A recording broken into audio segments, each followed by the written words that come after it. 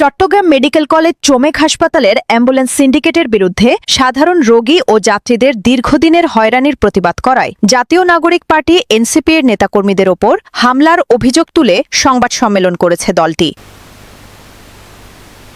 শনিবার বিকেল ৪টায় Chittagong medical college হাসপাতালের জরুরি বিভাগের সামনে আয়োজিত সংবাদ সম্মেলনে এনসিপির নেতারা অভিযোগ করেন, হাসপাতাল এলাকায় দীর্ঘদিন ধরে অ্যাম্বুলেন্স সিন্ডিকেটের মাধ্যমে রোগী ও স্বজনদের নানা ধরনের ভোগান্তি ও হয়রানির শিকার হতে হচ্ছে। এসব অনিয়মের বিরুদ্ধে প্রতিবাদ জানাতে গেলে তাদের নেতাকর্মীদের ওপর অতর্কিত হামলা চালানো হয়। প্রশাসনকে বারবার বলেছি যে আপনারা নিরপেক্ষ ভূমিকা পালন করেন, সেখানে প্রশাসন দেখতে পাচ্ছি যে এখানে তারা তাদের মতো দাঁড়িয়ে আছে। আমার নেতৃবৃন্দ আমার একজন সহযোদ্ধাকে যখন টেনে নিয়ে যাচ্ছিলেন, আমি মাঝপথে দাঁড়িয়ে তাকে ছাড়িয়ে এদিকে সরে নিয়ে আসছিলাম, পিছন থেকে আমাকে মেরে দিয়েছেন। 3 গুণ করে ভাড়া আদায় করছে এবং এই যে তারা যে দৌরাত্ম্য, তাদের দৌরাত্ম্যের জন্য বাইরের কোনো আপনার অ্যাম্বুলেন্স আসতে পারে না। তাদের সিন্ডিকেটের মধ্যে যারা অ্যাম্বুলেন্স আছে তারাই আসে, তারাই অতিরিক্ত ভাড়া নেয়, তারাই জিম্মি করে রেখেছে রোগীদেরকে এবং রোগীর আত্মীয় স্বজনদেরকে।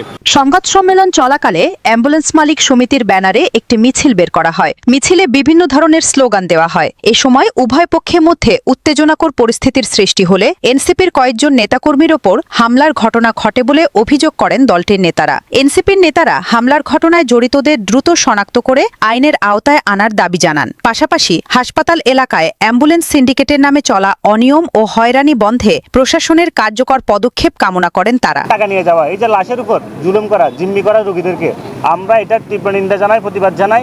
আমরা জাতীয় নাগরিক পার্টি এনসিপি থেকে, জাতীয় যুব শক্তি থেকে আমাদের টিপু সুলতান ভাই, আমাদের সহযোদ্ধা এর আগেও কয়েকবার এই সিন্ডিকেটের বিরুদ্ধে সোচ্চার হয়েছিলেন।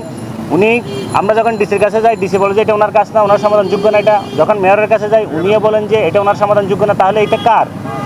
পুলিশ যে বারবার রাষ্ট্র যে বলে জঙ্গল সুলিমপুরে রাষ্ট্র আছে, আর একটা রাষ্ট্রের ভিতর রাষ্ট্র আছে, তো রাষ্ট্রের ভিতর রাষ্ট্র তো এখানেও আছে, সিন্ডিকেট আছে এখানে, মেডিকেলের মধ্যে তো রাষ্ট্রের ভিতর রাষ্ট্র আছে।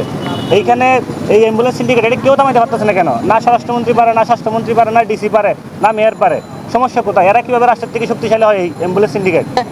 পাবলিক যে হাসপাতালগুলো আছে এখানে সাধারণত নিম্নবিত্ত বা গরিব মানুষগুলো আছে। আমরা দেখতে পাই একটা মানুষ মারা যাওয়ার পরে সে লাশ নিয়ে যাবে তার বাড়িতে, 5-6 হাজারের ভাড়া যখন তার থেকে 10,000 15,000 চাই, তখন সেই পরিস্থিতিতে ওই মানুষটার মতো মানে অসহায় আর কেউ থাকতে পারে না। পরিস্থিতি উত্তপ্ত হয়ে উঠলে পুলিশ ঘটনাস্থলে গিয়ে হস্তক্ষেপ করে এবং পরিস্থিতি নিয়ন্ত্রণে আনে। পরে আইনশৃঙ্খলা বাহিনীর উপস্থিতিতে পরিস্থিতি স্বাভাবিক হয়। News desk, Chittagong.